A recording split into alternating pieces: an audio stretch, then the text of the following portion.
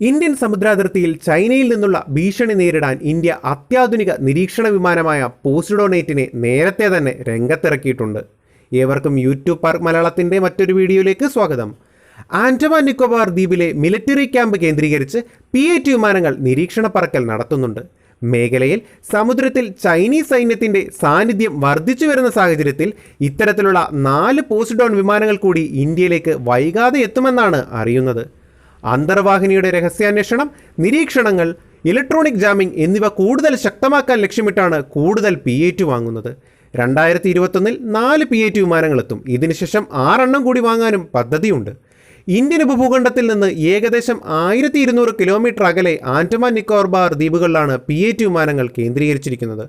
Boeing നിർമ്മിക്കുന്ന P-8 വിമാനങ്ങളുടെ ആദ്യത്തെ വലിയ ഉപഭോക്താവായി ഇന്ത്യ 2009 ഇവ വാങ്ങുന്നത്. അമേരിക്കയുടെ ഏജിംഗ് P-3 വിമാനങ്ങൾക്ക് ബദലായാണ് ഇന്ത്യൻ സൈന്യം P-8 വിമാനങ്ങൾ അന്ന് സ്വന്തമാക്കിയത്. $2.1 ദശലക്ഷം നൽകിയാണ് ഇന്ത്യ അന്ന് 8 P-8 വിമാനങ്ങൾ വാങ്ങിയത്. 2013 ആദ്യ P-8 വിമാനം ഇന്ത്യക്ക് ബോയിങ് കൈമാറിയത്. നിലവിൽ 8 വിമാനങ്ങളും ഇന്ത്യൻ നാവികസേനയുടെ കൈവശമുണ്ട്.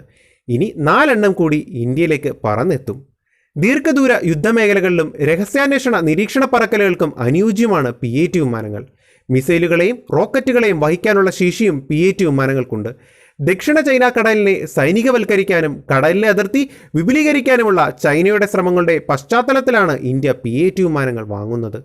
ഇന്ത്യൻ നാവികസേനയെ നേരിടാൻ ലക്ഷ്യമിട്ട് മ്യാൻമാർ, ശ്രീലങ്ക, പാകിസ്ഥാൻ, ഇറാൻ, കിഴക്കൻ ആഫ്രിക്ക എന്നിവിടങ്ങളിലെ തുറമുഖം ഇതിനകം തന്നെ ബെയ്ജിംഗ് നീക്കം സജീവമാക്കിയിട്ടുണ്ട്.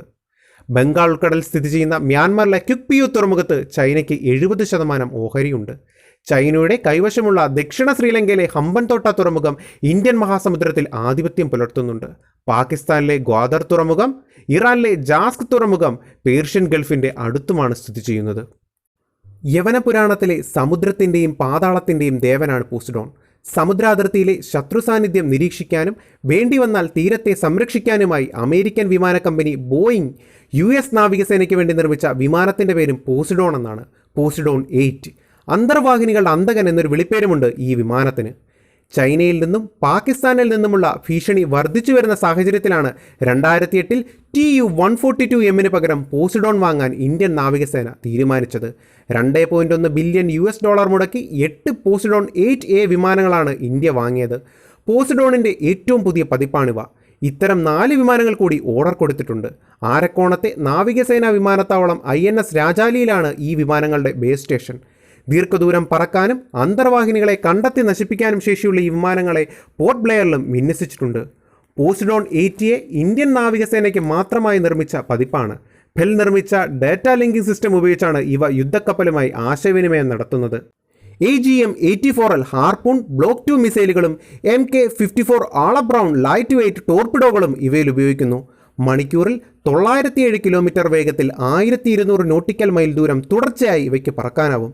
US നാവികസേനയിൽ നിന്നും വ്യത്യസ്തമായി ഇന്ത്യൻ നാവികസേന നമ്മുടെ ഡാറ്റ അനലൈസ് സിസ്റ്റമാണ് ഉപയോഗിക്കുന്നത്.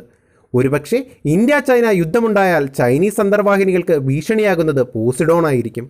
ചൈന ഉപയോഗിക്കുന്നത് റഷ്യൻ അന്തർവാഹിനികളാണ്. ഇന്ത്യൻ നാവികസേനയുടേതും ഇതേ ഗണത്തിൽപ്പെട്ടവയാണ്. അതുകൊണ്ട് തന്നെ ഇന്ത്യൻ നാവികസേനയ്ക്ക് വളരെ എളുപ്പം ഡാറ്റ അനലൈസ് ചെയ്ത് ചൈനീസ് അന്തർവാഹിനികളുടെ സാന്നിധ്യം കണ്ടെത്താനാവും. യൂട്യൂബ് പാർക്കിൻ്റെ ഈ വീഡിയോ നിങ്ങൾക്ക് ഇഷ്ടമായെങ്കിൽ തീർച്ചയായും സബ്സ്ക്രൈബ് ചെയ്യുക, ലൈക്ക് ചെയ്യുക, അഭിപ്രായങ്ങൾ കമൻറ്റ് ബോക്സിൽ രേഖപ്പെടുത്തുക.